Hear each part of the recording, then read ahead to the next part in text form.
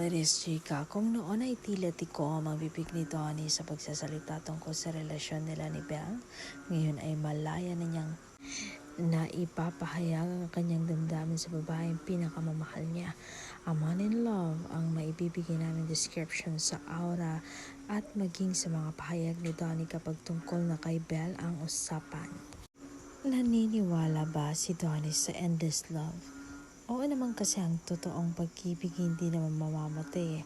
Sagot niya, si Belle na ba ang endless love niya? Endless love? Siyempre naman. Kung sasabihin ko yan sa posisyon ko ngayon at sa nararamdaman ko, para sa akin siya talaga yan. Pag-amin ni Donnie.